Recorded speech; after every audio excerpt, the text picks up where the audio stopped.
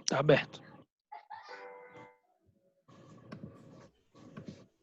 Bom, olá, boa tarde a todos.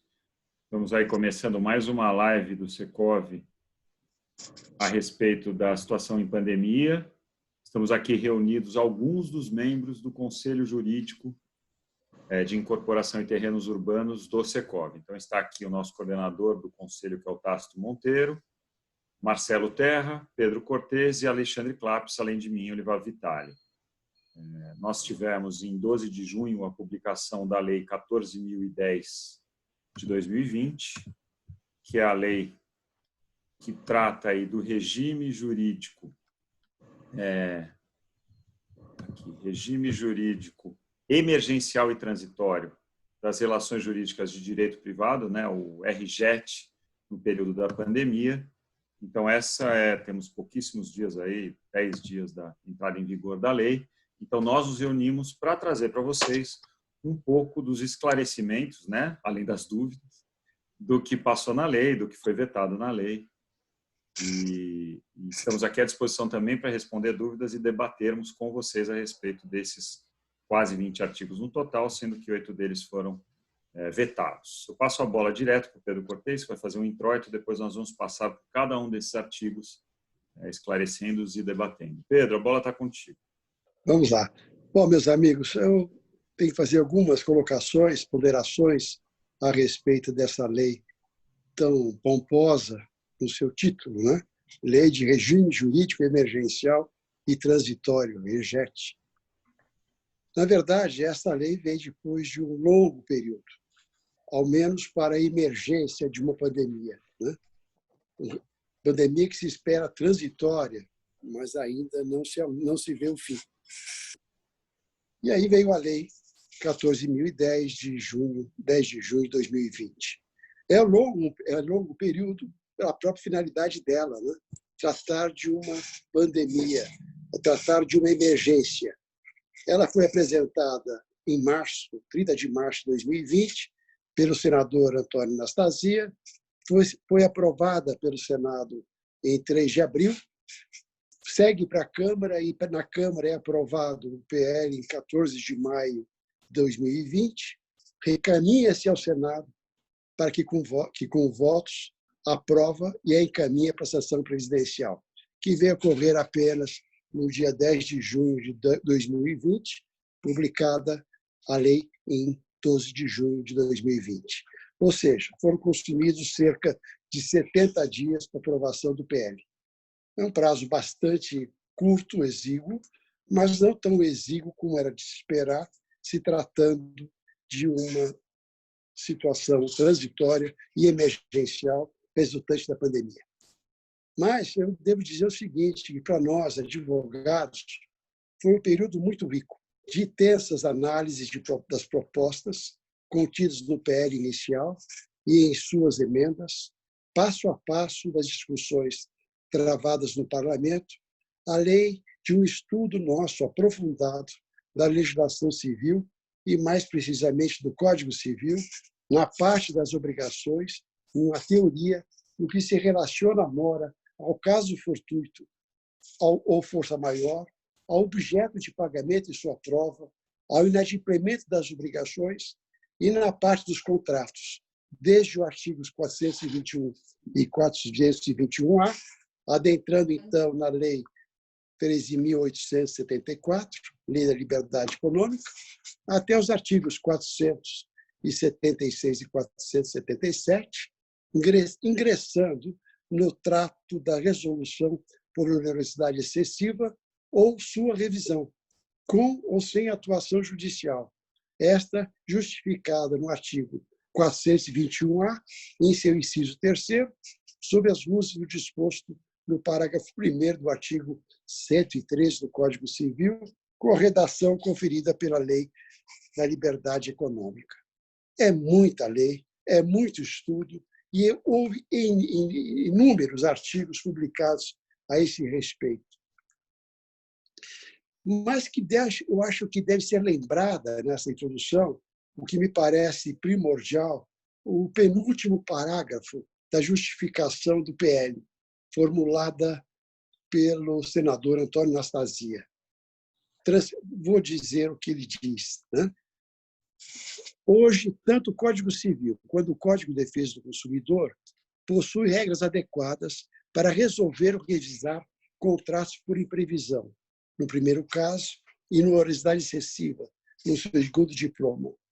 É preciso agora conter os excessos em nome da ocorrência do caso fortuito e da força maior, mas também permitir que segmentos vulneráveis, como os locatários urbanos, não sofram restrições ao direito de moradia. Permitam-me transmitir que, para mim, a grande contribuição do REGET foi ter proclamado como fato imprevisível a pandemia. Outra contribuição, ter reconhecido, parece-me a contragosto, estar o sistema legislativo brasileiro munido de regras adequadas para resolver ou revisar contratos. Eu digo a contragosto, pois, ao meu ver, turva o ímpeto legislativo do ministro Dias Toffoli, movido pela incansável preocupação, segundo ele, com severos efeitos econômicos e sociais da pandemia. Talvez sobressaltado pelas medidas legislativas que se faziam aprovar nos parlamentos dos Estados Unidos, da Alemanha, no Reino Unido. Nós aqui no Brasil já estávamos vacinados, vítimas que fomos de trágicas crises econômicas e de mais das estonteantes reformas econômicas. Mas o PL, que se apresentou com 26 artigos, veio, afinal, a resumir-se a 21 artigos e podados, extirpando do texto o que já se encontrava tratado e bem na legislação, extirpando do texto preceitos antidemocráticos na vida condominial, dando ao síndico poderes ditatoriais sobre a utilização das áreas comuns e a realização de reuniões e festividades. Extirpando do texto, me parece, preceitos demagógicos em defesa de locatários urbanos para que não viessem estes a sofrer restrições ao direito à moradia. E o que ficou? Vem a calhar, eu pergunto. Sem dúvida, eu acho que o grande mérito foi fixar a data da publicação do decreto legislativo como termo inicial dos eventos derivados da pandemia. Não tenho já tanta certeza, e vai para o debate, quanto ao acerto na suspensão, impedimento e interrupção dos prazos prescricionais. Me parece que não se realizou a pior das injunções pós-pandemia, que seria a paralisação dos tribunais. Eles não se paralisaram e nós sabemos que nós corremos atrás e buscamos soluções difíceis, difíceis de acesso, mas simplesmente, realmente acessíveis. Me parece também interessante as regras para a Assembleia Geral, por meio eletrônico, tanto para as pessoas jurídicas de direito privado, como também para os condomínios edilícios. Me pareceram excelentes essas normas. Mas, ao conhecer o texto dessa Lei 14.010, eu não resisti ao comentário e dizendo que se o PL surgia belo e formoso, ele termina ao final esquálido e amarelento. O que sobra não está na lei, está no intenso debate que a PL suscitou e a reiteração para nós, advogados, e para todos nós que trabalhamos com o direito em alguns conceitos fundamentais. Eu acho que é isto que a discussão da lei e a sua conversão nos trouxe de mais importante. Mas aqui já entro na análise dos textos vetados, dos artigos mantidos e das podas encontradas, né, efetuadas. E aí vamos partir para o nosso debate. Muito obrigado por hora. Obrigado, Pedro. Excelente introito. Nós vamos passar agora, artigo por artigo, da Lei 14.010, incluindo aqueles não vetados, né? Fazendo um rápido comentário, a lei ela é, no Brasil, tal qual nós temos desde o início da pandemia, que é uma crise de saúde mundial, diversas leis em diversos países. Muito se tem debatido sobre a necessidade ou não dela, sobre a necessidade, especialmente porque o Brasil, no que diz respeito ao seu Código Civil de 2002, já traz situações extraordinárias, até imprevistas, e acho talvez muito por conta disso que tenhamos a discussão no sentido de que talvez a lei não fosse necessária ou que o nosso presidente da República vetou alguns artigos. Passando de um a um, talvez a gente mencione também isso, eu acho que é importante. Então, vamos lá. Primeira coisa, a lei ela é a Lei 14.010, apesar da data 10 de junho de 2020, ela foi publicada e vale a partir do dia 12, até porque 11 de junho foi um feriado nacional que foi Corpus Christi, né? E essa lei ela dispõe sobre o regime jurídico empresarial emergencial e transitório das relações jurídicas de direito privado, RJ, no período da pandemia. Primeiro artigo, institui normas de caráter transitório e emergencial por conta do Covid, e o parágrafo único. Para os fins desta lei, isso é fundamental, considera-se 20 de março de 2020, data da publicação do Decreto Legislativo número 6, como termo inicial dos eventos derivados da pandemia. Então, em todos os momentos que a gente tem aqui dispositivos transitórios, o início da contagem desse dispositivo, a não ser que tenha expressamente, e a gente vai ver sobre isso, data outra, é 20 de março, que considera-se o início da contagem. E aí o artigo 2º, a suspensão da aplicação das normas referidas nessa lei não implica revogação ou alteração, até porque estamos falando aí de uma situação transitória. Eu estou falando, demais colegas, se Marcelo, Tasto, Pedro e Alexandre, Marcelo já quer falar, já puxa aí a palavra e fala. Marcelo. Boa tarde a todos. É só para fazer uma brincadeira lúdica, diferentemente da exposição técnica do Pedro, é que eu me identifico muito com metade dessa lei, não com a outra metade. Qual é a minha identificação? Do regime emergencial. Eu só não consigo me identificar com o transitório, porque o meu é permanente, embora infrutífero. Tá bom. Outra piada boa com essa lei também, Marcelo, que nós já fizemos, é que ela é inspirada na Lei Fayot, francesa, do início do século XX. Uma piada que eu acho que foi inclusive você que falou, é que no nosso caso a Lei Fayot, porque mais da metade do que se esperava não seguiu, né? Considerando os 26 iniciais artigos que o Pedro mencionou. Então, aqueles que saíram no substitutivo, mais os vetados, nós temos menos da metade da lei. Então, voltando, além dessas piadas, artigo 3º da lei. Os prazos prescricionais consideram-se impedidos ou suspensos, conforme o caso, a partir da entrada em vigor desta lei. O primeiro comentário que eu queria fazer é que o prazo final é 30 de outubro de 2020. E no caso da prescrição, assim como da decadência, que o parágrafo 2º da lei fala, você não conta a suspensão ou a interrupção do dia 20 de março. Por quê? Porque houve um entendimento meio que generalizado que você não pode tratar com retroatividade de suspensão e impedimento de prazo prescricional ou não contagem decadencial. Então, para não ser considerado artigo inconstitucional, você tem que contar da vigência da lei, ou seja, agora é lei. Prazo prescricional decadencial de 12 de junho até 30 de outubro, ele não conta ou é suspenso ou impedido de acordo com a lei civil, com a ressalva do parágrafo 1º, que esse artigo não se aplica enquanto perdurarem as hipóteses específicas de impedimento, suspensão e interrupção dos prazos prescricionais. Vocês querem falar alguma coisa sobre isso? Marcelo? Eu queria chamar a atenção de alguns detalhes. O primeiro que você acabou de mencionar, Olivar, que eu fiquei em dúvida. O caput fala que os prazos estão impedidos ou suspensos. Ele não fala de interrupção. Não. Tá? Só impedimento e suspensão, porque a interrupção é outro artigo do Código Civil, né? Perfeito. Só para lembrar que impedimento é o prazo que não começa, suspensão é o prazo já iniciado, que para a sua contagem e volta a ser computado por inteiro a partir do encerramento da causa da suspensão. Este ponto que eu queria debater com vocês, ouvir a opinião de vocês a respeito da forma de contagem de um prazo que é suspenso.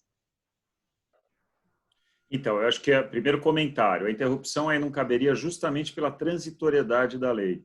se transitório a interrupção faria com que o prazo zerasse e começasse inteiro novamente a partir de 30 de outubro. Acho que não foi a intenção do legislador. Então, suponhamos que um prazo de 15 dias está no 8º dia.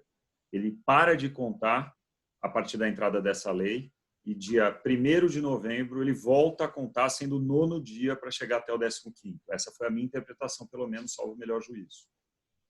Eu concordo. O que vocês acham? Eu concordo com você, Olivar. O impedimento aí é aquele prazo que ainda não começou a contar, então não tem grandes discussões sobre esse tema, que seria o caso da decadência, etc. Né? E na prescrição ele está suspenso, ele volta a fluir ao término do prazo da transitoriedade da lei e ele continua a fluir de onde parou. Ale, Pedro, Alexandre, Pedro. Eu concordo também, fazendo só uma observação de que os direitos ainda não adquiridos, portanto, estão com os prazos impedidos de prescrição, né? E os direitos que já estão em fase, já for, né, ficam com a questão da suspensão. Mas eu concordo com a tua forma de contagem, né?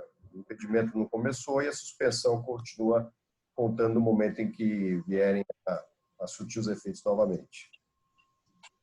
Tem um item importante que a gente sempre fala, ou pelo menos falou, quem primeiro a falar conosco lá no Conselho, se não me engano, foi o Carlos Elmar, que é do prazo decadencial do artigo 34 da 4591 de 64, que seria o prazo de carência.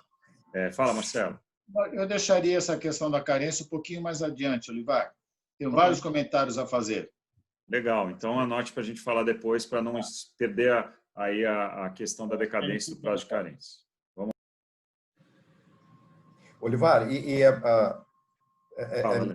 importante a gente talvez lembrar também que existem diversos prazos que não estão, de prescrição, de decadência, que não estão só ali naquele começo do Código Civil, né?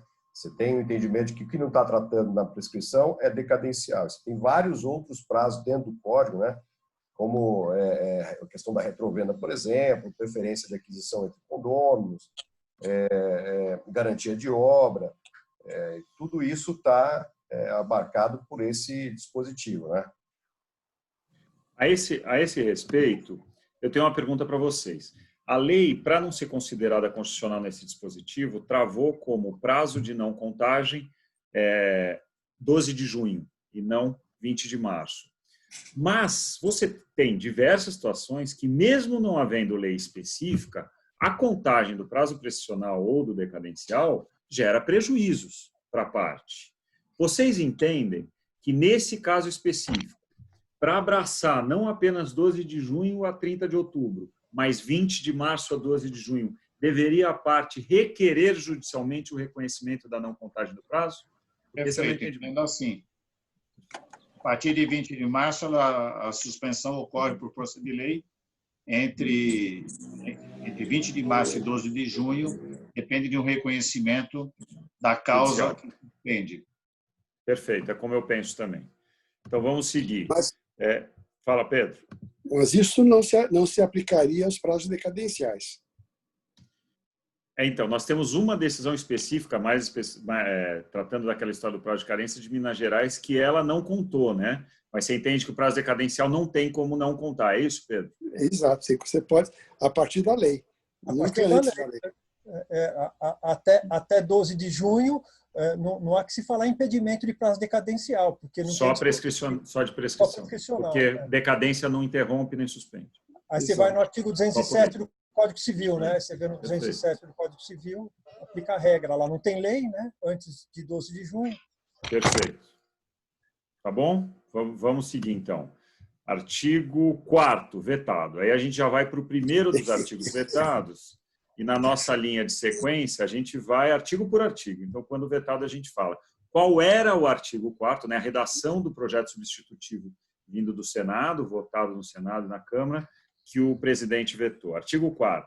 As pessoas jurídicas de direito privado, referidas nos incisos 1 a 3 do artigo 44 do Código Civil, deverão observar as restrições à realização de reuniões e assembleias presenciais até 30 de outubro de 2020, durante a vigência desta lei, observadas as determinações sanitárias das autoridades locais.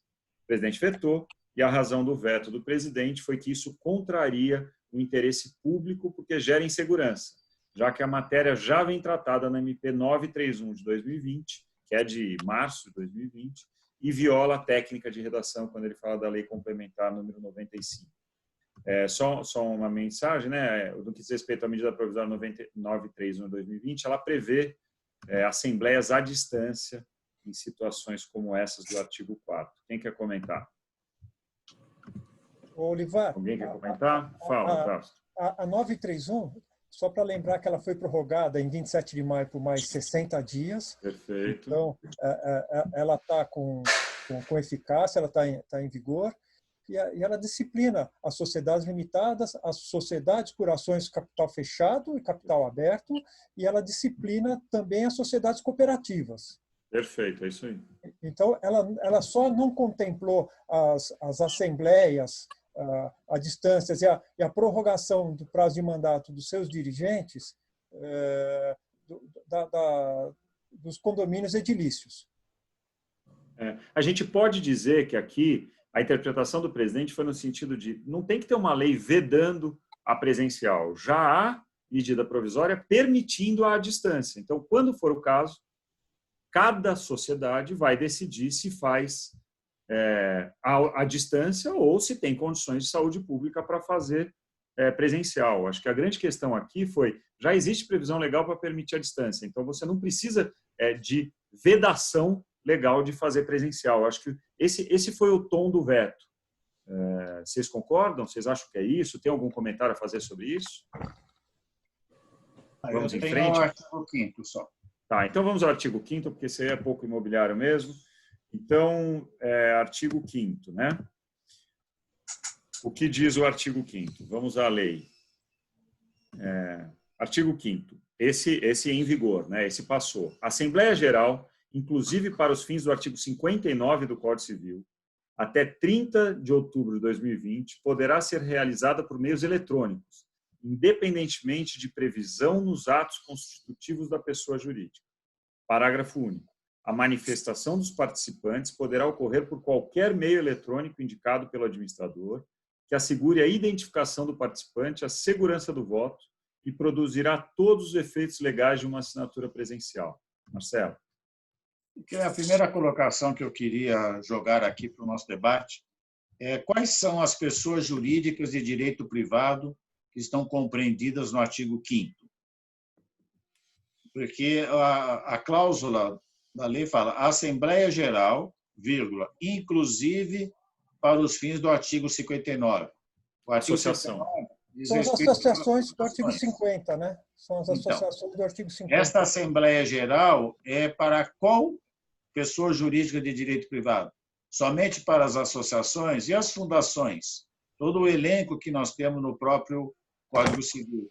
Eu tenho essa dúvida em termos de técnica de redação do artigo 5º, é a primeira dúvida. Qual a opinião de vocês?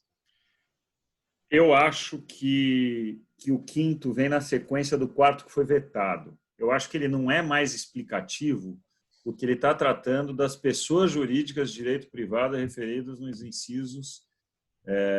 Vocês não acham que tem essa sequência? Pelo menos foi como eu sempre li o 5º.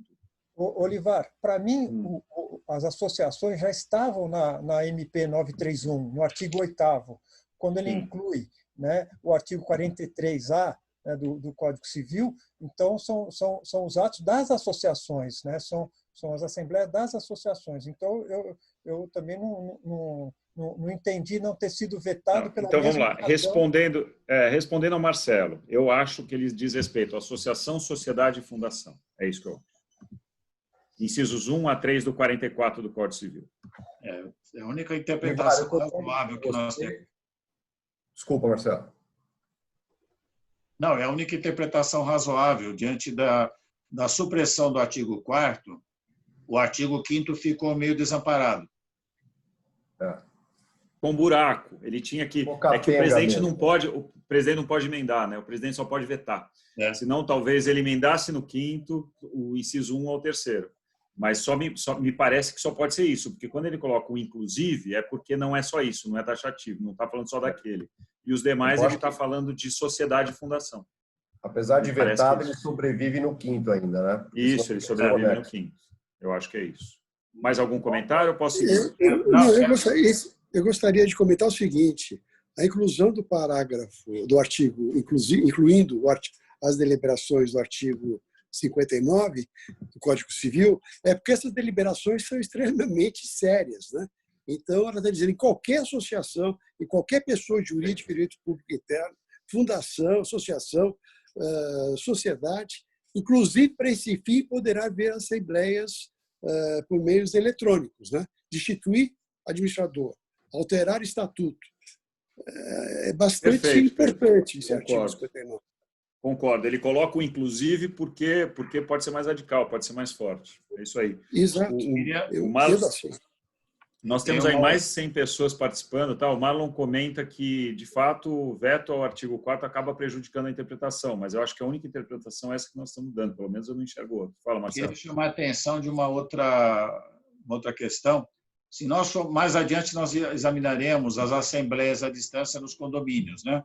Sim. E lá adiante a mesma lei fala em situações emergenciais. E aqui no artigo 5º não há esse qualificativo. Tá? Chamar a atenção desse detalhe, que pode ser que haja alguma razão da intenção do legislador para aqui não fazer a distinção e lá sim. E também uma outra observação, me parece uma cláusula da lei absolutamente inócua, para não dizer outra coisa, é a parte final do artigo 5º caput, independentemente de previsão nos atos constitutivos da pessoa jurídica. Ora, se houvesse previsão, não precisava ter a lei. Sim. Eu não consegui entender essa parte final. Alguém tem algum... Não prejudica. O que abunda, não prejudica. Não, eu acho que é dispensável também, não faz sentido nenhum. Uma outra pergunta. Posso continuar, Olivar? Lógico, deve, Marcelo. Uma outra pergunta aqui. Esta regra ela é transitória pela pandemia. Não é isso? Sim. Será que nós poderíamos adotar essa regra estatutariamente para situações não pandêmicas? Com previsão no estatuto, você está falando? Com previsão no estatuto. Então, aí vem a questão da MP 931, né? Isso. Exato. Que ela tem prazo. Como o Tácito acabou de falar, ela foi postergada por mais 60 dias e ela tem que ser convertida em lei. Ela tem 180 dias para ser convertida em lei. Fala vamos como supor, é que é? Ela se converte, daí resolve. Sim. Uma outra pergunta aqui. Fala. Uma outra pergunta. Essa assembleia, ela pode ser parcialmente digital e parcialmente presencial? Chamada híbrida. Isso. Nós temos hoje, né? A CVM já vem regrando isso. Sim. Eu acho que dá. Eu acho que dá também. Eu acho que dá. E pode não só para essas associação, fundação e sociedades privadas, como também condomínio edilício, como nós vamos tratar mais para frente. Aliás, eu até adotaria, nesses casos, as cautelas previstas na MP 931 e também, a título referencial, na instrução CVM 625 de 20, que fala das sociedades dos debenturistas, das assembleias de debenturistas. Essa instrução CVM é bastante interessante no detalhamento das cautelas, de como toma o voto, lista de presença, gravação da assembleia digital ou híbrida e por aí vai. Então, é uma sugestão. 652, né, Marcelo? 625, né? 625, tá. Não sei, eu não sei, estou te perguntando. Não, 625. Eu tenho anotado 625. Legal. Vamos para os próximos artigos. O 6º e o 7º foram vetados. Eu vou ler como era a redação deles antes do veto, tá? Eles tratam da residição, resolução e revisão dos contratos. Artigo 6º. As consequências decorrentes da pandemia do coronavírus, Covid-19, nas execuções dos contratos, incluídas as previstas no artigo 393 do Código Civil, não terão efeitos jurídicos retroativos. Artigo 7º. Não se consideram fatos imprevisíveis, para os fins exclusivos dos artigos 317, 478, 479 e 480 do Código Civil, o aumento da inflação, a variação cambial, a desvalorização ou a substituição do Parágrafo 1º. As regras sobre revisão contratual previstas na Lei 8.078 de 90, Código de Defesa do Consumidor, e na Lei 8245 de 91, Lei das Locações, não se sujeitam ao disposto no caput deste artigo. Parágrafo 2º. Para os fins desta lei, as normas de proteção ao consumidor não se aplicam às relações contratuais subordinadas ao Código Civil, incluindo aquelas estabelecidas exclusivamente entre empresas ou empresários. E agora as razões do veto. A propositura legislativa contraria o interesse público, uma vez que o ordenamento jurídico brasileiro já dispõe de mecanismos apropriados para a modulação das obrigações contratuais em situações excepcionais, tais como os institutos da força maior e caso fortuito e teorias da imprevisão e da onerosidade excessiva. Bom, eu tenho vários comentários aqui, mas vou passar a bola para depois voltar, porque senão eu falo demais. Quem começa falando sobre os sextos e sétimos vetados? Pedro, quer falar? Você sempre comentava isso no nosso conselho, quando ainda era projeto. Sim, eu comentava, mas me parece adequado. Já o Código Civil já regula essas relações, esses efeitos da pandemia no contrato, como a onerosidade excessiva, como fato imprevisível. Está de acordo. Por que ele dizer novamente aquilo que já está no Código Civil, bem dito? Não vejo por que trazer novamente os mesmos conceitos. Alguém quer comentar? Tá. Não, eu acho que sim. Alguém quer comentar sobre isso? Eu quero... Bom, vamos lá, estou ensaiando para falar. Eu acho que é o seguinte, eu acho que tinha uma pegadinha nesse artigo, especialmente no artigo 7º, com a qual eu não concordava e achava, inclusive, parecia a mim que era lobby de algum dos ramos da atividade pelo seguinte: não considerar fato imprevisível, aumento de inflação, variação cambial, desvalorização, você acaba falando aqui mais do que você quer falar, porque não é só de imprevisibilidade que nós estamos tratando. Inclusive, para efeito de relação de consumo, o artigo 6º, inciso 5º, gera a possibilidade de revisão independentemente de imprevisibilidade. Eu acho que a gente tem situações aqui em que mesmo alteração, variação cambial ou correção monetária pode sim ser enxergado como imprevisível. Não é a regra, mas pode ser. Nós temos diversas decisões do STJ e STF no sentido de que variação cambial e inflação monetária, via de regra, não é fato imprevisível, a não ser em situações totalmente que extrapolam o razoável. Nós tivemos, por exemplo, em 2008, 2009, uma variação cambial que foi um galope que gerou revisões contratuais por meio de decisões do STF, inclusive. Nós lembramos disso em arrendamento mercantil, por exemplo. Então, eu acho que assim, essa intervenção, a meu ver, ela de fato fugia. Eu falo isso porque a justificativa para esse artigo pelo projeto substitutivo era aqui a lei só vem reconhecer o que o judiciário já vem decidindo. E não é verdade. Não é verdade, porque você tem situações excepcionais. Eu acho que aí, a meu ver, o veto é correto. A lei não tem que entrar nisso. Quem tem que apreciar o caso a caso é o judiciário. O que vocês acham? Olivar, o artigo 7º vetado, ele, na minha opinião, é um verdadeiro jabuti legislativo. Me pergunto, o que tem a ver os eventos ali relacionados à pandemia, causa da lei do regime jurídico emergencial e transitório? Nada. Acho que não. Não tem nada a ver. Não tem nada a ver.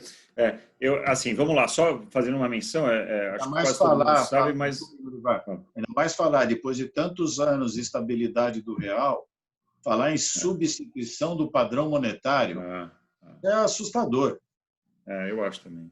Esses artigos, né, só lembrando, 478 ao 480 é justamente a previsão do Código Civil de onerosidade excessiva, né, e a possibilidade de resolução ou revisão do contrato.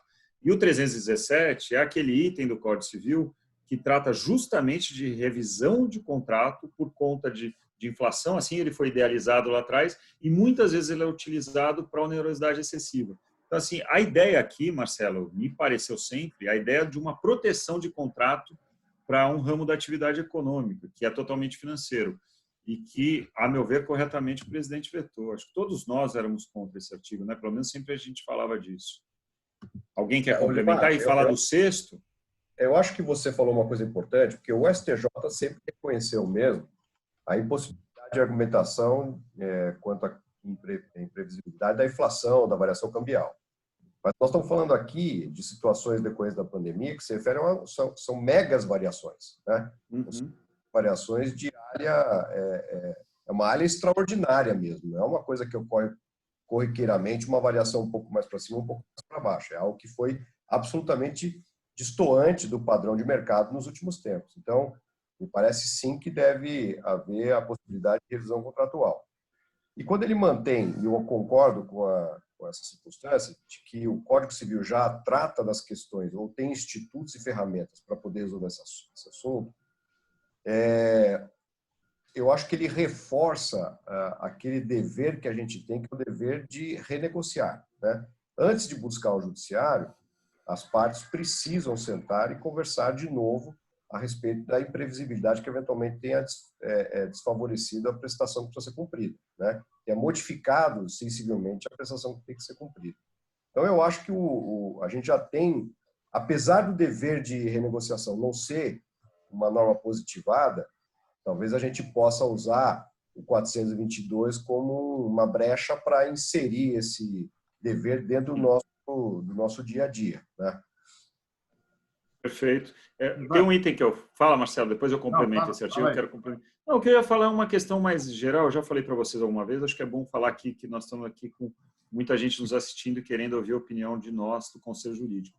O Brasil ele tem uma diferença muito grande para alguns outros países, como eu já falei aqui entre nós no debate do Conselho. O Brasil tem, sim, previsão legal sobre onerosidade excessiva, sobre teoria da imprevisão. Então, por exemplo, usando por analogia, você tem legislação específica na pandemia na Inglaterra. Por quê? Porque na Inglaterra, ou você tem uma legislação específica, transitória para esse momento, ou simplesmente os contratos têm que ser cumpridos, ponto.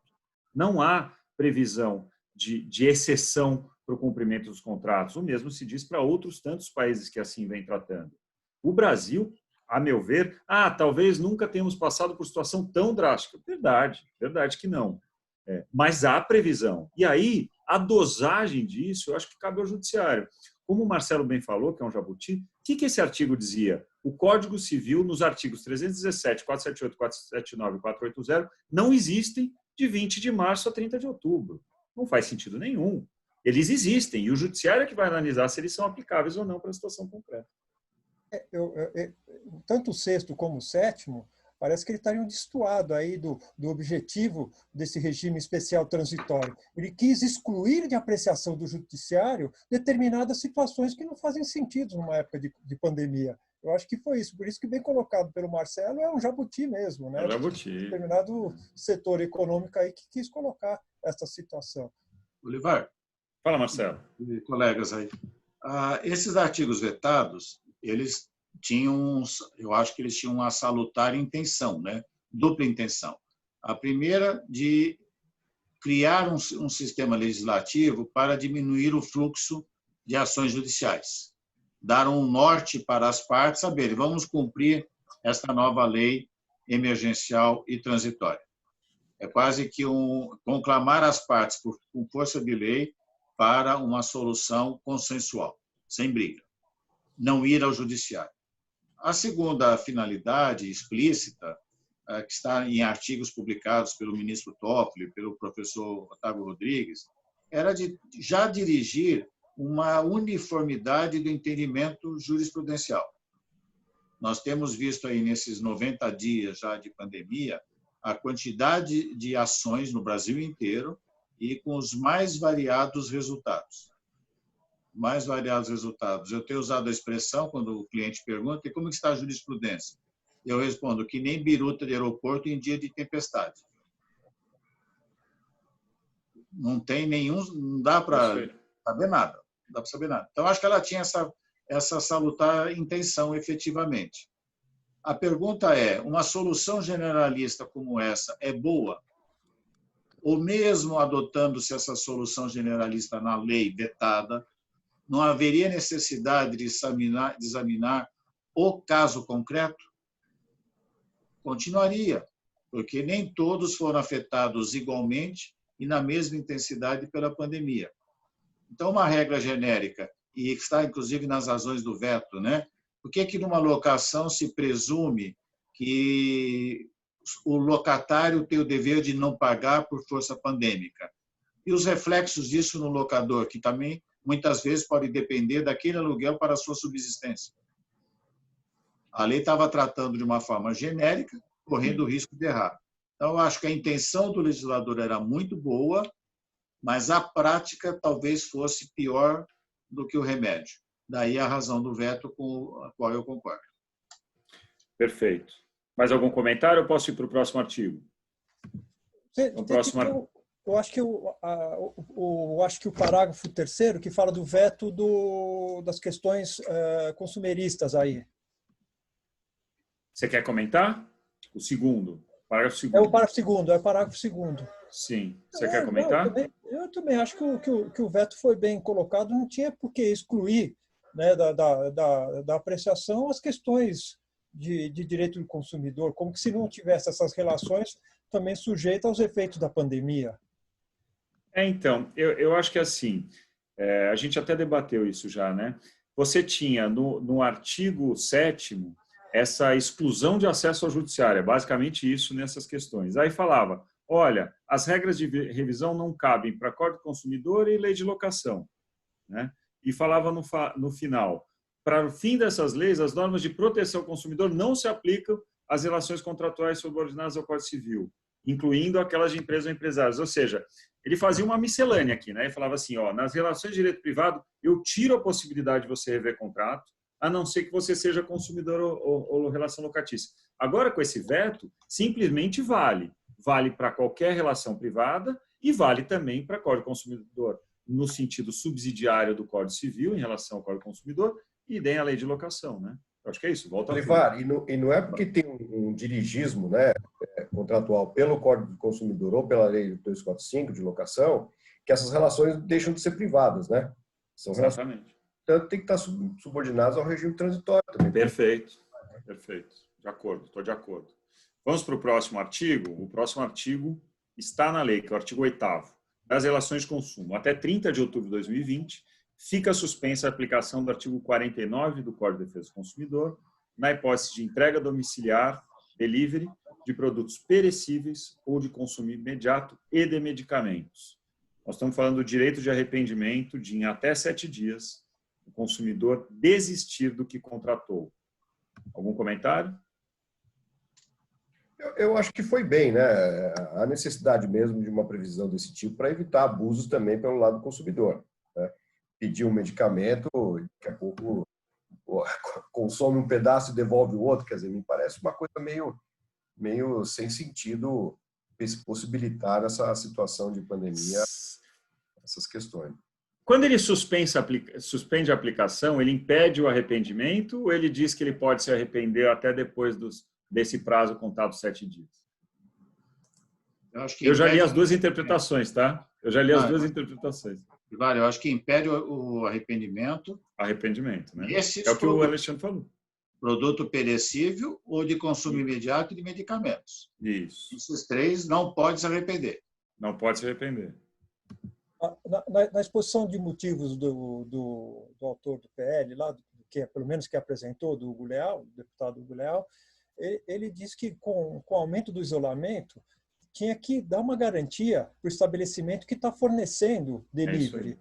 Então, o objetivo dessa suspensão de aplicação do artigo 49 foi de dar mais segurança para os estabelecimentos que fornecem alimentação e medicamento para você fazer de uso imediato. Então, eram as duas possibilidades e restou aí, incólume, né, esse artigo.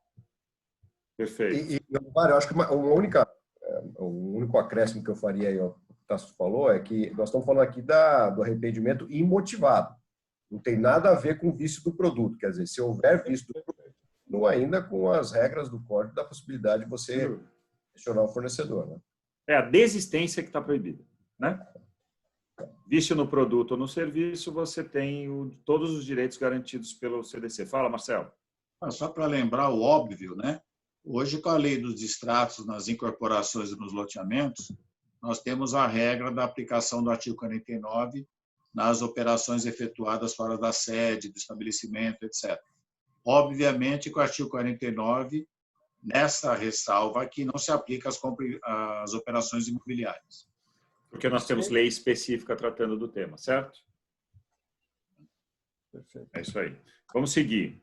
O artigo 9º é mais um dos artigos vetados. O que dizia o artigo... cadê ele? É o da locação, né? 9º. Não se considerar liminar para a desocupação de imóvel urbano nas ações de despejo, a que se refere o artigo 59, parágrafo 1º, incisos 1, 2, 5, 7, 8 e 9 da Lei 8245 de 91, até 30 de outubro de 2020. Parágrafo único. O disposto no caput desse artigo aplica-se apenas às ações ajuizadas a partir de março de 2020. O presidente vetou esse artigo e o parágrafo, e essas são as razões do veto.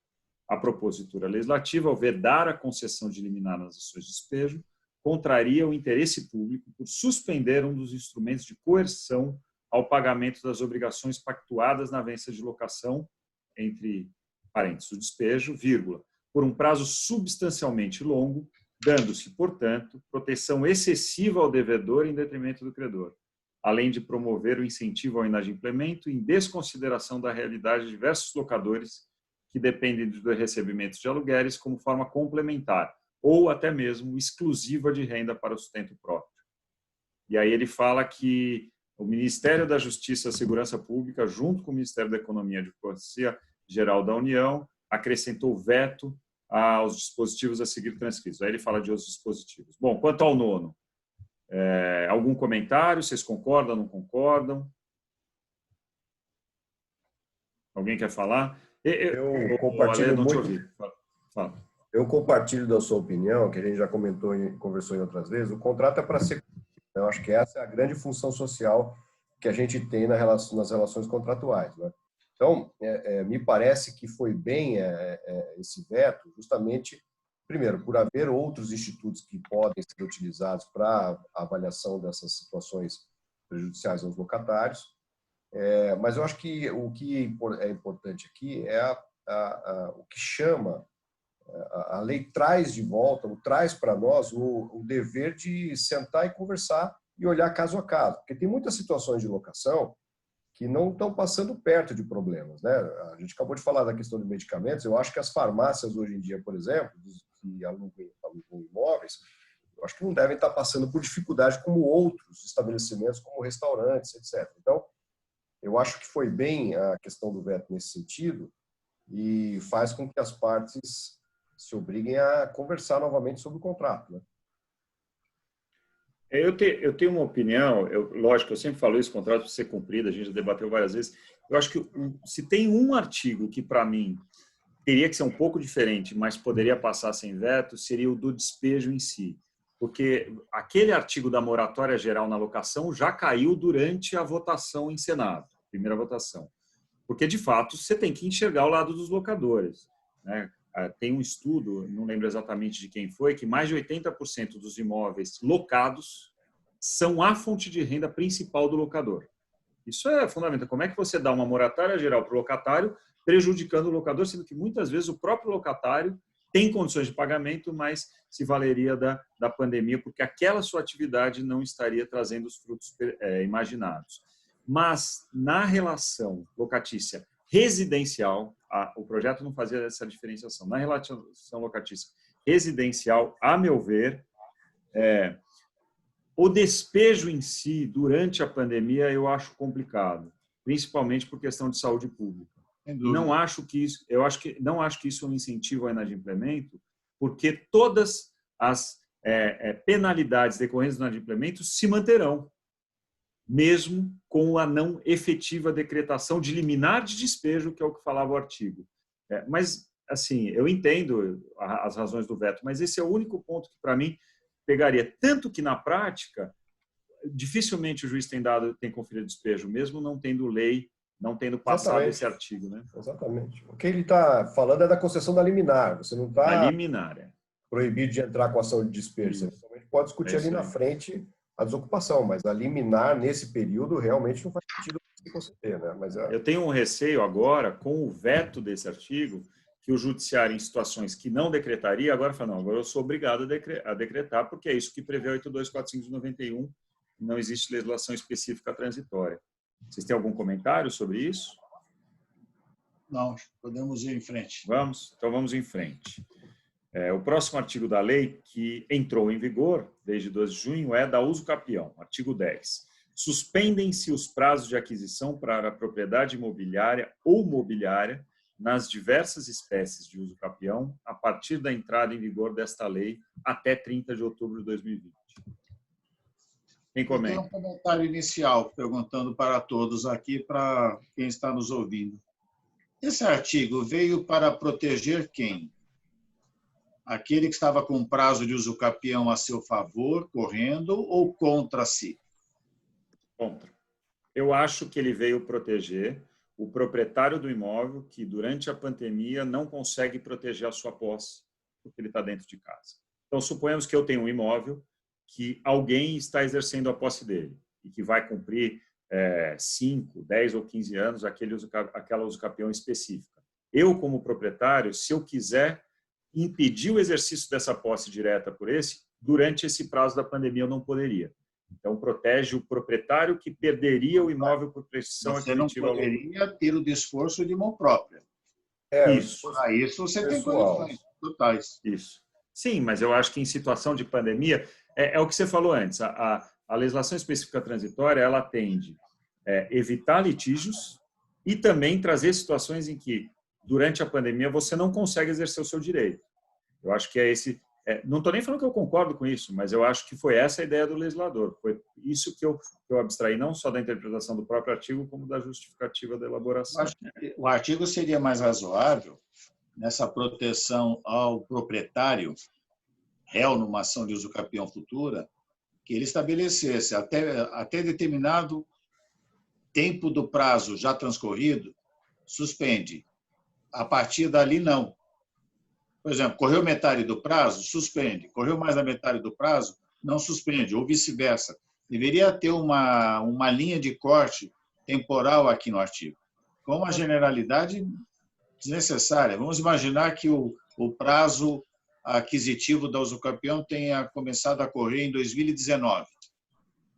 Ele vai ficar agora suspenso por 7, 8, 9 meses, eventualmente, sem nenhuma necessidade.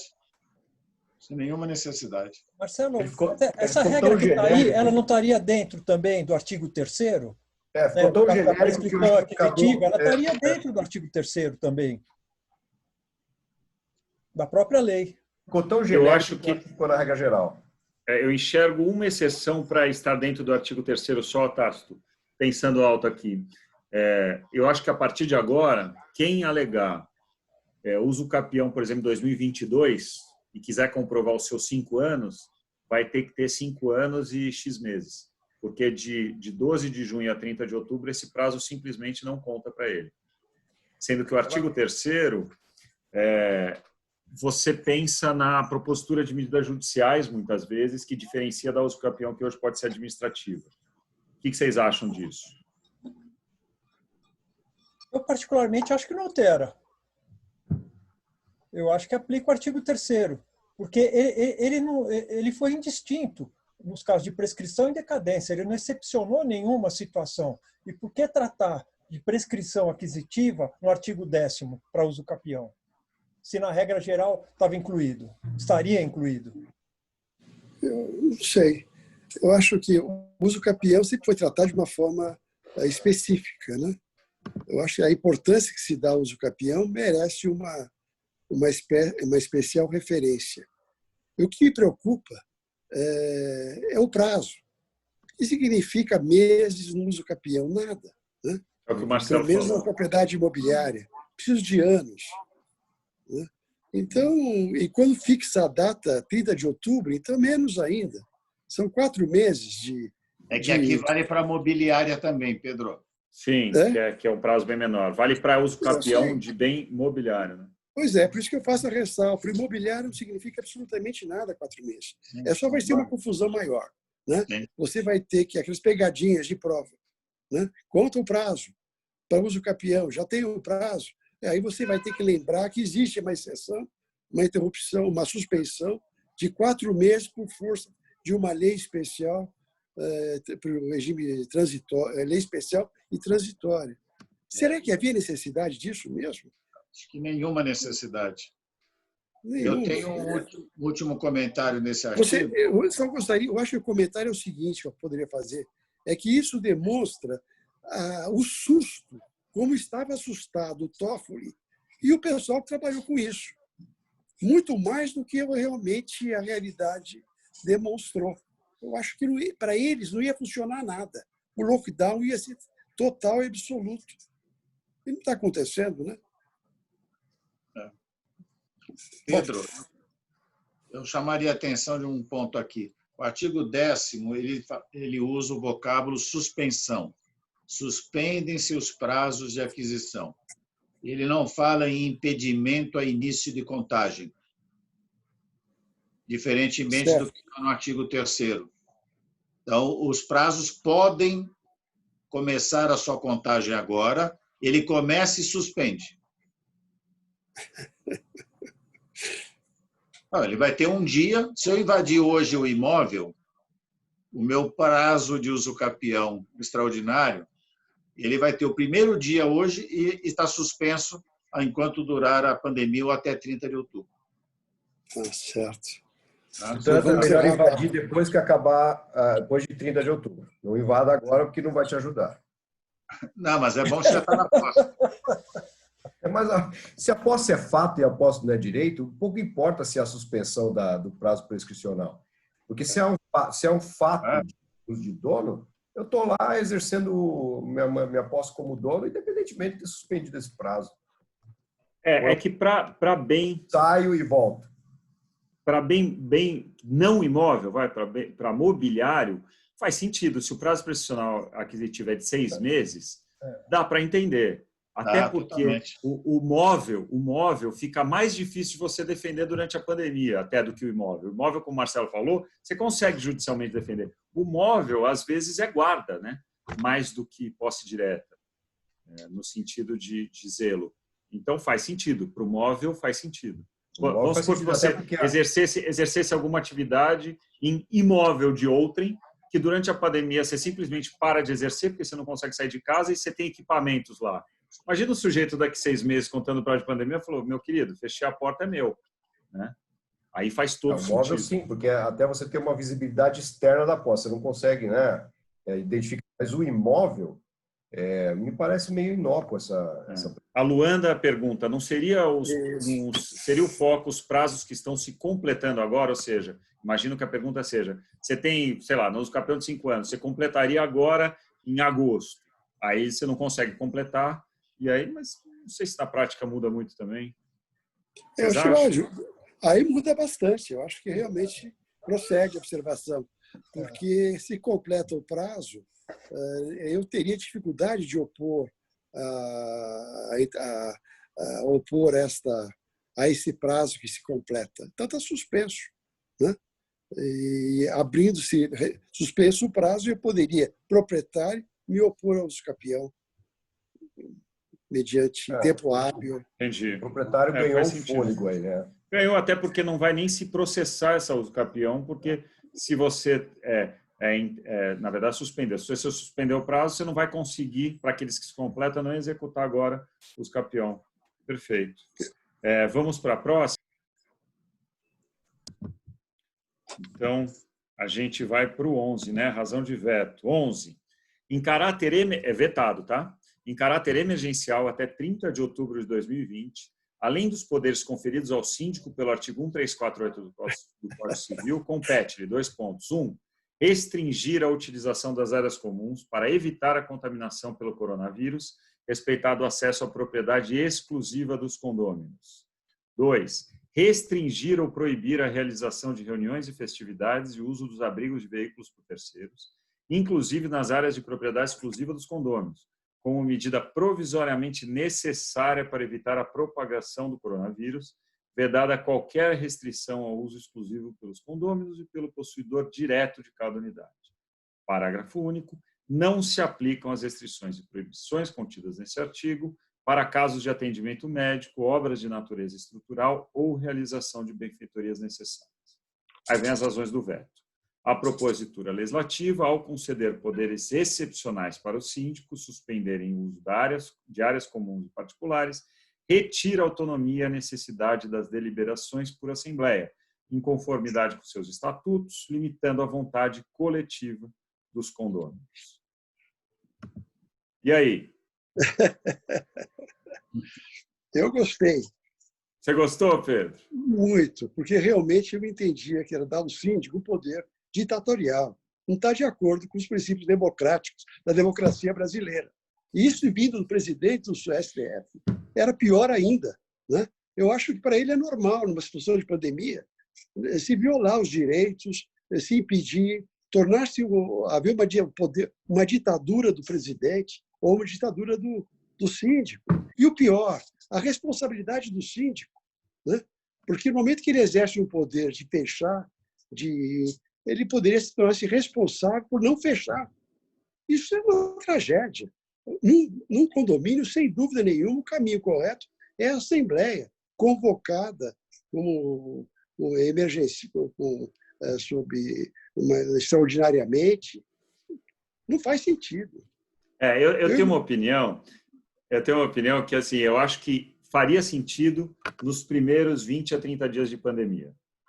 Porque nos primeiros a 20, 30 dias, eu mesmo vivenciei isso com mais de um cliente, a situação às vezes era de pânico, porque as pessoas não sabiam o que estava acontecendo, e algumas obras, talvez não necessárias, com entrada de 4, 5, 6, 7 funcionários, você tinha falta até de máscara e de álcool gel na época, que hoje nós não temos mais. Isso gerou certo pânico e a dificuldade de reunir os condôminos para juntos decidirem, porque presencialmente não podiam se encontrar, porque não tinham contato eletrônico talvez de todos, alguns não estavam nos seus imóveis, e porque não se sabia como fazer isso de forma eletrônica. Hoje, isso já passou. Hoje as pessoas já estão em contato, a coletividade de cada condômino já se formou e já vem exercendo debates e direitos.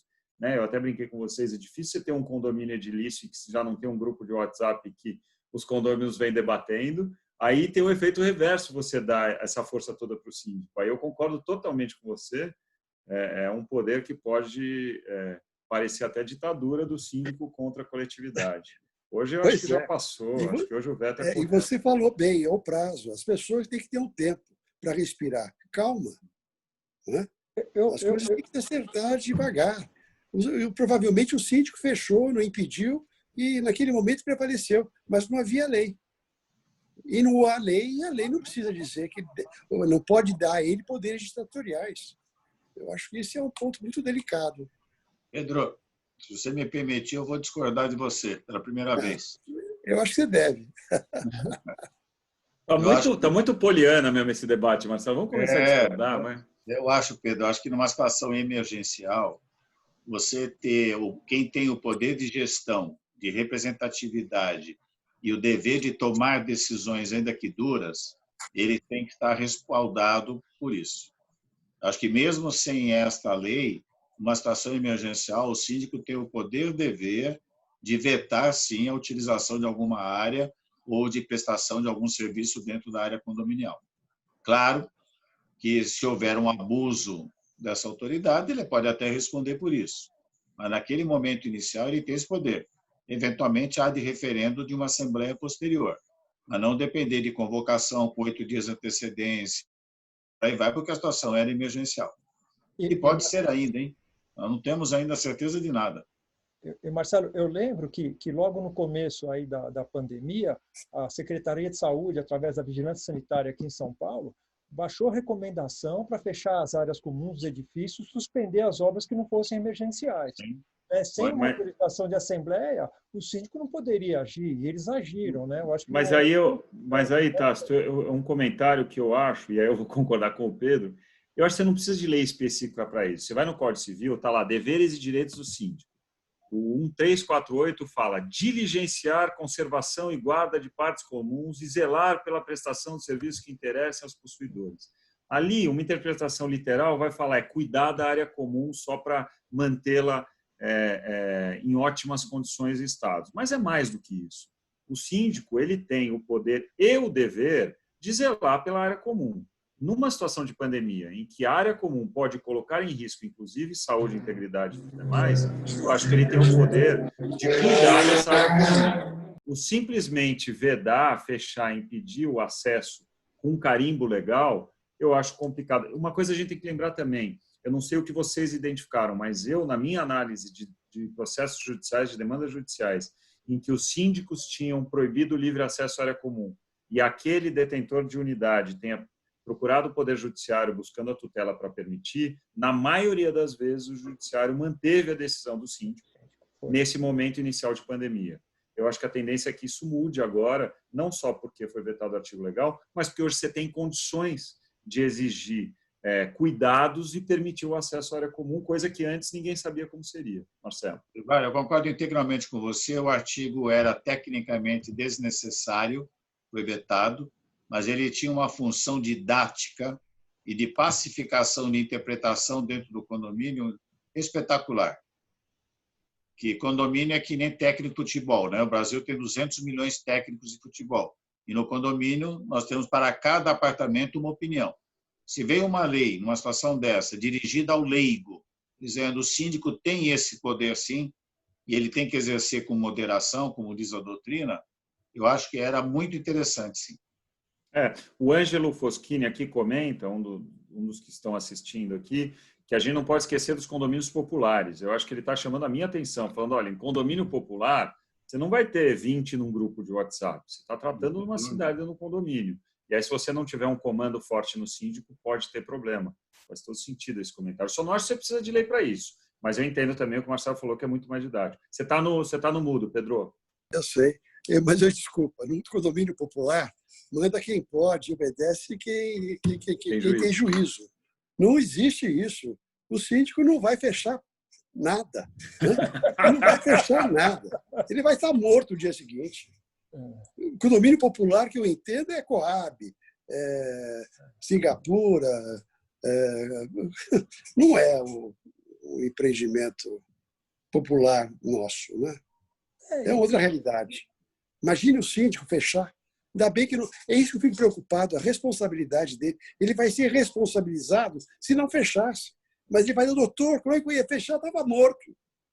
Entendeu? Eu sou um dos que diziam que esse comando que foi vetado, ele era dever, não era poder.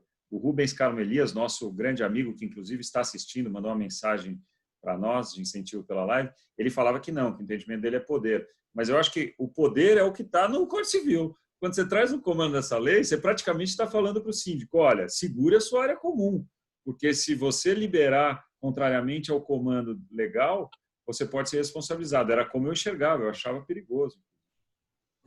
Bom, agora também tanto faz porque foi vetado. Vamos andar, que a gente tem aí 20 e poucos minutos. Eu tenho vários comentários no 12, viu, Olivar? Então, ótimo, Marcelo. Eu vou lê-lo e você já atropela, tá? Artigo 12. A Assembleia Condominial, inclusive para os fins dos artigos 1349 e 1350 do Código Civil, e a respectiva votação poderão ocorrer em caráter emergencial até 30 de outubro de 2020, por meios virtuais, caso em que a manifestação de vontade de cada condômino será equiparada, para todos os efeitos jurídicos, à sua assinatura presencial. Parágrafo único. Não sendo possível a realização de assembleia condominial na forma prevista no caput, os mandatos de síndico vencidos a partir de 20 de março de 2020 ficam prorrogados até 30 de outubro de 2020. E aí o artigo 13, eu já vou emendar, é obrigatória, sob pena de destituição do síndico, a prestação de contas regular de seus atos de administração. Marcelo. Vou começar pelo 13, acho que, na minha opinião, é mais um artigo inútil e desnecessário aqui. É a regra geral do Código Civil. Não preciso ter uma lei pandêmica para dizer que, se o síndico não prestar contas, ele pode ser destituído. Não sei, eu não consigo entender, não sei se alguém consegue imaginar qual foi a razão do legislador. Para o 12, então... Oi, fale.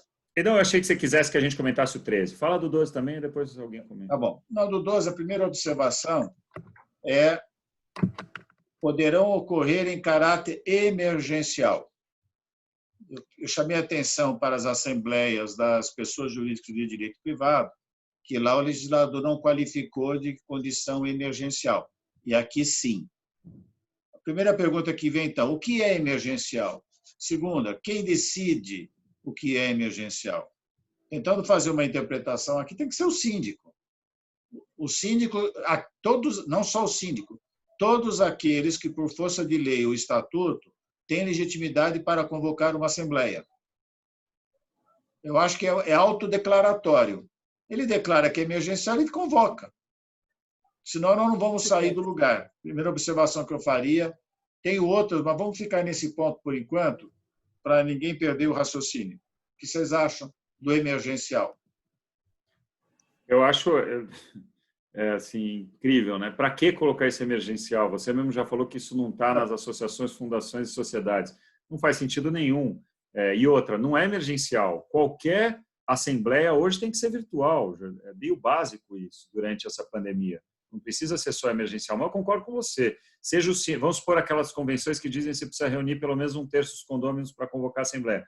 Reuniu, falou que é emergencial, toca a assembleia. Eu acho que é isso, Marcelo. Só faltava ter que justificar o emergencial estando na pandemia. Exatamente. Tá? Uma única situação que eu consigo imaginar de emergência óbvia é a Assembleia Inaugural do Condomínio, de instalação e eleição do primeiro corpo diretivo. Essa é uma emergência, efetivamente, ela tem que ser instalada. Mas a lei ela foi genérica aqui. Também falhou aqui o legislador na organização dessa Assembleia à distância.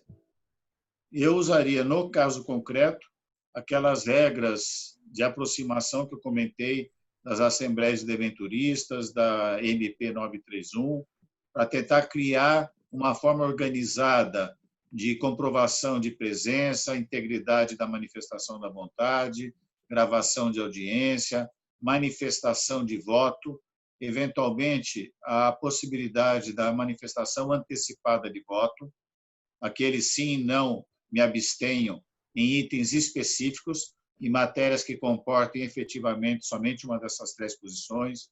Se for apresentado algum documento em assembleia, que todos tenham acesso por meio virtual ao conteúdo desse documento e por aí vai. Tratar com muita seriedade e muito detalhamento a realização dessa assembleia virtual. Perfeito, Marcelo. Eu tenho um receio muito grande em relação a isso, que eu já venho enfrentando problemas, inclusive, com alguns clientes, que é o registro dessa assembleia, principalmente da inicial. A lei agora, pelo menos, eu acho que facilita o comando para você registrar, porque sem previsão em convenção de condomínio, você tinha dificuldade do registro dessa assembleia. Eu vivi isso na prática. Agora, pelo menos, você tem o comando legal. Mas a falta de detalhamento pode gerar exigência em relação à assembleia realizada. Eu concordo plenamente com você. A legislação ela foi parca. Imagino que ela foi parca justamente para não ser tratada como exaustiva a eventual identificação de como seria. Eu acho que o legislador, imagino eu, teve medo de não abraçar todas as possibilidades. Porque hoje você tem várias formas. Você pode fazer assembleia virtual por Zoom, como nós estamos fazendo aqui, por outra forma de aplicativo, fazer a híbrida, como nós falamos, que é a parcialmente virtual, como prevê a instrução normativa que você mencionou, a 625. Fala, Marcelo. Eu queria colocar outra questão. Deixando de lado a pandemia, podemos colocar em novas convenções de condomínios ou alteração de velhas convenções o regramento de uma assembleia virtual ou híbrida? Minha opinião, sim.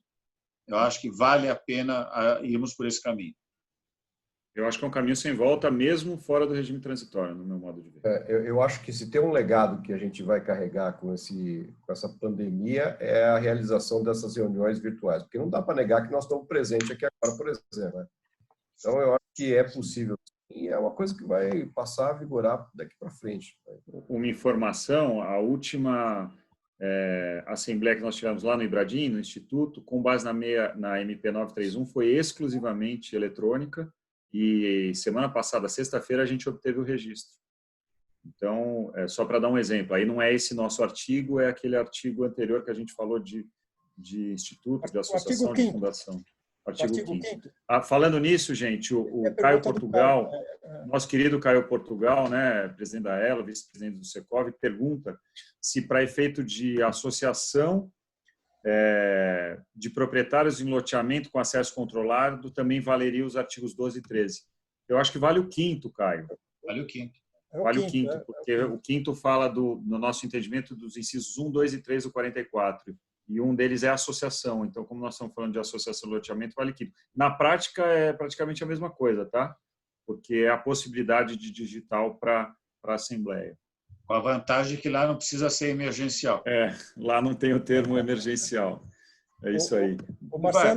Marcelo, só para emendar no artigo 13, né, a questão da prestação de contas, na exposição de motivos, eu acho que ela tem um efeito lembrete, né? É para lembrar ao síndico que não independe da aprovação das contas, mas ele tem que prestar as contas, né, e apresentá-las aos condôminos. Então, eu acho que o artigo 13 foi muito mais nesse sentido do que fazer a assembleia de aprovação. É lembrar ao síndico que ele tem o dever de apresentar e prestar as contas aos condôminos.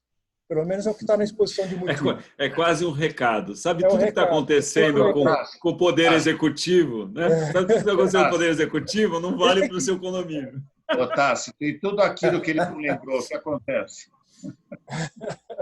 Mas aí entra um pouco no discurso inicial, né, na apresentação do Pedro. Esse PL teve um efeito pedagógico anterior importante, que essas questões foram discutidas, foram lembradas e ficou muito pouco realmente no PL e no projeto aprovado. Sim, sem dúvida. Eu queria fazer uma sugestão a todos, pelo adiantado da hora, de nós dedicarmos aí uns 10 minutinhos para falarmos da carência na incorporação. Vamos lá. Então, Marcelo, eu vou fazer um fim em 1 minuto. Faltaram só 2 itens que a gente não falou ainda. Quer falar antes, Pedro? Eu posso matar para ir para a carência? Você está no mudo. Eu estou preocupado com o debate. Tá. Então, vamos para essa carência, para o debate.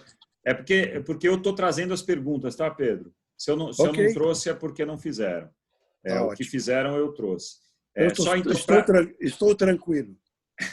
Só para não deixar sem passar nada da lei, faltaram 2 itens, né, do que a gente falaria. É importante dizer que o presidente vetou os artigos 17 e 18, que restringiam a atuação privada, no caso dos aplicativos tipo Uber, no percentual de cobrança daqueles que trabalham com e para o Uber de 15%, exigiu uma redução. Foi o único artigo que, no veto, o presidente fala que há uma inconstitucionalidade, porque feriria a livre iniciativa. Então, acho que esse viés é importante para nós, porque a atividade econômica imobiliária, que é uma das atividades, não é exatamente o que diz respeito ao Uber, mas é um recado forte desse atual governo. Não vamos intervir na atividade da iniciativa privada. E o outro item é sobre a LGPD, que o artigo final da lei, ele posterga não a entrada em vigor da lei, porque isso está sendo tratado em uma medida provisória específica, que ainda está no prazo para votação, mas sim o artigo que fala das sanções em relação ao não cumprimento do que prevê a LGPD. Então, por esse artigo, que foi sancionado pelo presidente e está em vigor, foi empurrado para agosto do ano que vem, ou seja, 2021, o início da imputação das sanções judiciais ou administrativas no que diz respeito ao não cumprimento da lei de LGPD. Dito isso, Marcelo, vamos lá. Nós temos aí 12 minutos ainda para falar sobre prazo de carência e abrir para debate. De carência aí. A primeira questão que eu coloco é: qual é a natureza desse prazo de 180 dias da carência na incorporação imobiliária? Tem natureza efetivamente de prazo decadencial? Alguém tem alguma dúvida a esse respeito? Para mim é decadencial, eu não tenho nenhuma opinião. Para mim é decadencial. Decadencial. Pedro está mudo, Pedro. Eu acho que esse prazo é um prazo de proteção ao comprador. Se eu compro, eu tenho um prazo, eu tenho que aguardar o fechamento do negócio em 180 dias da minha compra ou do prazo previsto no registro. Isso é uma garantia do comprador. Eu vou divergir parcialmente do Pedro. Eu acho que ele é de dupla garantia. Ele é uma garantia para ambas as partes. Para o incorporador poder sondar o mercado legitimamente. Exato. E também para o adquirente ter um prazo que ele conheça do prazo em que o negócio estará ou não concretizado. Perfeito. Tá? Então, eu acho que... E sobre isso daí, vamos imaginar, só para efeitos de hipótese, é um prazo decadencial, pelo menos sob a ótica do incorporador, né? A aplicação é de pleno direito ou depende de ordem judicial? Você quer nossa opinião ou a opinião do judiciário? Porque Não, a gente já... Nossa, vale mais do que a do judiciário. Eu acho que é de pleno direito, mas eu tenho que fazer a ressalva que numa live realizada não pelo Secov, pelo Ibradinho, o Francisco Loureiro, desembargador TJ de São Paulo, entende que não é de pleno direito e requer uma manifestação judicial reconhecendo mesmo com a entrada da lei em vigor. E se for de pleno direito, basta um requerimento ao cartório? No meu modo de ver, sim. Com a lei em vigor agora, sim. Eu tenho um pouco de dificuldade de aceitar isso. Eu acho que... Vamos lá. Mas a dificuldade é porque você acha que não ou porque você acha que nós não temos dificuldade com o cartório? São duas coisas diferentes. Não, acho que as duas coisas. Eu tenho um pouco de dúvida quanto à natureza desse prazo. Tenho dúvida, não tenho convicção ainda, não. Eu acho que não depende de ordem judicial. Não depende ou depende, Pedro? Depende. Depende de ordem judicial. Sem dúvida. Eu acho que não. Porque, é claro, porque no momento que você tem o prazo aberto, os estandes abertos, podendo ser atividade imobiliária, podendo ser desenvolvida, entra no âmbito do risco do incorporador. Infelizmente é isso. Infelizmente o momento foi infeliz para registrar sua incorporação. Eu discordo, mas eu queria fazer um comentário antes. Eu acho que esse prazo ele tem essa dupla garantia que o Marcelo falou por um motivo maior do que o consumidor saber que ele, depois de 6 meses, o incorporador não pode mais desistir. É porque o resultado positivo do produto interessa aos dois. Você adquirir um imóvel num empreendimento que foi um retumbante fracasso é péssimo para quem compra. Não é só porque o incorporador tem que entregar. Nesse sentido, a pandemia ela pode ser ruim não só para o incorporador, mas para o comprador também. E a lei ela não distingue. Prazo decadencial não conta pela lei. Então, no meu modo de ver, agora está claro que esse prazo não conta, a ponto, inclusive, de um mero requerimento para o registrador fazer com que esse prazo não conte durante esse período. Então, vou dar um exemplo. Vamos pegar caso concreto. Você tem uma incorporação registrada em fevereiro. 6 meses de fevereiro, ela se encerraria no final de agosto. Vamos supor que seja o final de fevereiro. Com a questão da pandemia, para de contar o prazo em 12 de junho, porque a gente sabe que não tem a retroatividade, e aí até agosto você tem aí 2 meses. O que isso significa? Significa que ele volta a contar dia 1º de novembro e o prazo vai até final de dezembro.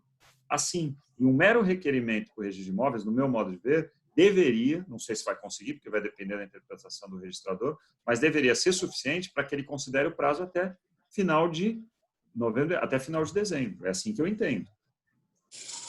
Você acha, Olivar, que o registrador tem que registrar, você pedir a aplicação do artigo 3º no prazo de carência? Eu acho que é mais do que registrar. É a questão automática do prazo de carência. Se você depois de, por exemplo, no meu exemplo, em novembro, fizer um requerimento falando que não atingiu, por exemplo, 50% de venda e pedir a denúncia da incorporação pelo artigo 34, ele tem que cancelar a incorporação. É isso que eu acho. Esse é meu entendimento. Não é nem o registrar, efetivar o direito que decorrente do artigo 34. Não exercer a desistência, mas exercer a suspensão.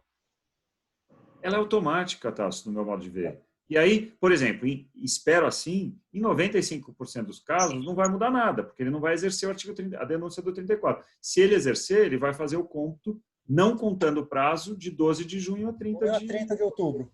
Como modo de enxergar. E aí o máximo que vai acontecer é se o registrador se negar a aceitar a denúncia da incorporação, ele tem que buscar a tutela judicial. Eu concordo com você, Olivar, e fazendo só um paralelo, que quando a gente também provoca o registrador para reconhecer que a incorporação ocorreu, a gente apresenta lá alguns até documentos que não são relacionados à venda, né? Já vi situações de apresentarem aí comprovantes de despesas com obra, etc., para comprovar que efetivamente o imóvel está incorporado. Se o registrador aceitar esse tipo de documento para reconhecer que o imóvel foi incorporado, eu acho que poderia também haver a possibilidade de ele reconhecer a suspensão desse período, especialmente previsto com a forma de suspensão prevista em lei. Eu tenho um comentário com uma pergunta, tá?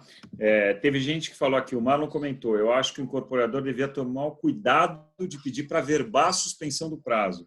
Eu acho que ele nem consegue isso. O que vocês acham? Tem previsão, legal. Não tem previsão no 672, né? Não tem previsão. E como regra geral, acho que não conseguiria. E a Esther comentou o seguinte, era geral, e não só por cada município, a proibição de manter estande de vendas aberto. Por isso, a suspensão, ela não escreveu isso, mas é o meu entendimento, você não precisaria comprovar que você não tinha como vender presencialmente, porque os estandes estavam fechados. Estava impedido. Estava impedido. O que vocês acham? Eu concordo com vocês nesse aspecto, mas vocês não estão vendo a posição do comprador. Eu tenho 180 dias, eu vou observar isso. Se a incorporação não se efetivar nesse prazo, eu saio fora. Esse é o grande aspecto, é um aspecto delicado. Sei. Mas você sair fora, não contando o prazo, com prazo suspenso, 180 dias não está fluindo.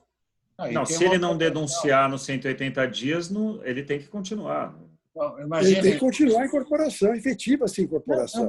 Mas imaginando que ocorreu a suspensão, né? Você não está contando. Não, imaginando que não. Não, exato. Nesse prazo, ele fechou o contrato comigo. Eu, comprador, fechei o contrato. Ele assumiu esse risco. Salvo se ele tivesse, no momento da pandemia, falar assim, para tudo. Ele teria que notificar o comprador, efetivamente, da pretensão dele de suspender, ter o prazo suspenso. Pedro, você trouxe um assunto que é o que eu penso. Eu acho que ele não consegue averbar na matrícula a suspensão, mas ele poderia dar notícia para os adquirentes. Vocês entendem que seria o caso de ele dar notícia? Não é suspenso, né? Não contando o prazo do 34 com base na lei, inclusive. O que vocês acham, Marcelo? É um dever de publicidade? A suspensão da contagem do prazo, eu acho que a averbação na notícia da matrícula, além de possível, é absolutamente conveniente. Recomendável. Uma notificação específica a cada adquirente, obviamente, com essas preocupações que o Pedro comentou, que eu compartilho delas. A outra questão e o prazo de obra?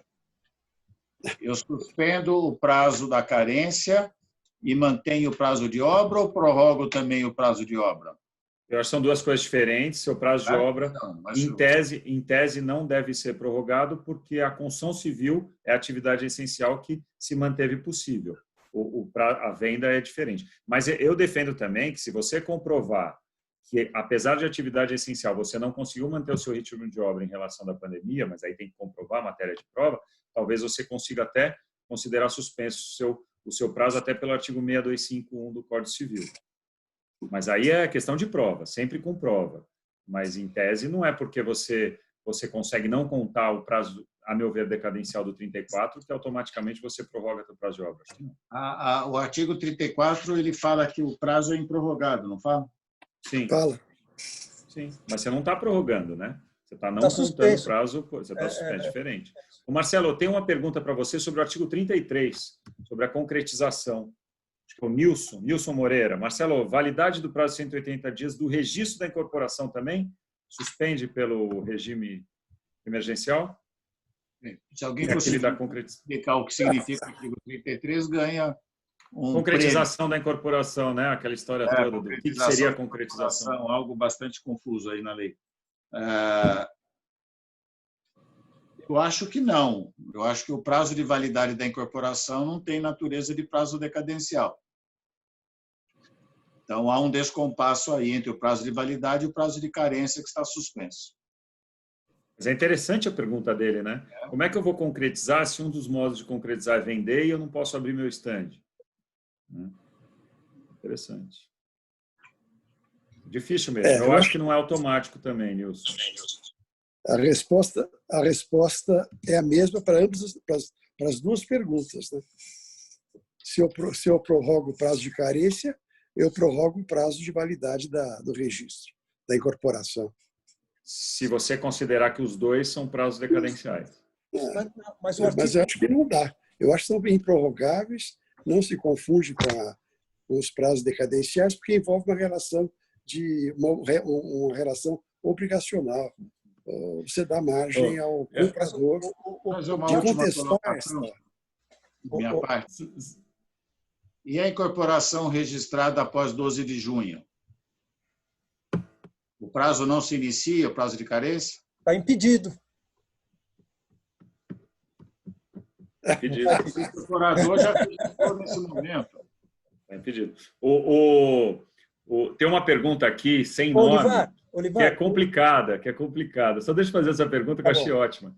E se o sujeito, com base no artigo 3º da lei, pede a não contagem do prazo por ser decadencial, mas um adquirente comprova que houve vendas nesse período? Mas pode vender. Mas pode vender. Então, também. pode vender. Pode vender. Só que fica suspenso. Aí a validade ele pode desistir ainda, né? Passado o prazo de carência. Eu acho que, dada a quantidade de dúvidas que geraram, e mesmo nós não consensuando, provavelmente isso vai ter que ser levado ao judiciário para validar, certo? Pelo menos é o que parece do que estamos falando.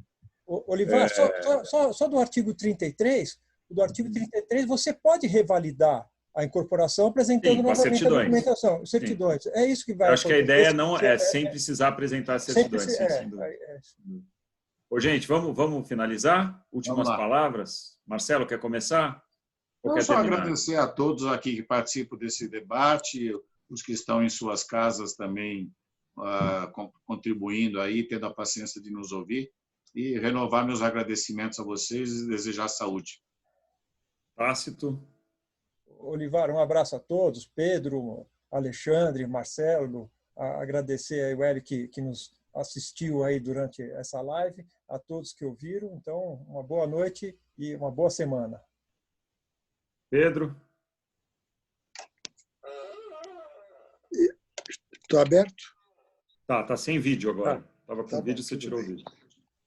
Ok. Voltou. Eu gostaria gostaria que acontecesse o que a lei prevê, que no dia 30 de outubro a pandemia tenha ido embora. E essa nossa discussão não tem nenhum sentido daí para frente. Né? Saúde a todos, muito obrigado. Alexandre? Queria agradecer a oportunidade, dar um abraço aí nos meus amigos Tácito, Marcelo, Olivar e Pedro. Agradecer a todos que participaram e desejar que todos fiquem bem. Muito bom. Bom, muito obrigado. Foi um prazer aí participar. Nós 5 representamos o Conselho Jurídico do Secov, da Vice-Presidência de Terrenos Urbanos de Incorporação. Como eu sempre falo, o Secov, o Sindicato da Habitação, está se dedicando muito à matéria imobiliária, ainda mais durante a pandemia. Então, conte conosco, Secov, conte com o Conselho Jurídico para debatermos e tentarmos aí elucidar o quanto possível as dúvidas. Tá bom? Muito obrigado. Boa noite a todos. Até a próxima. Até mais.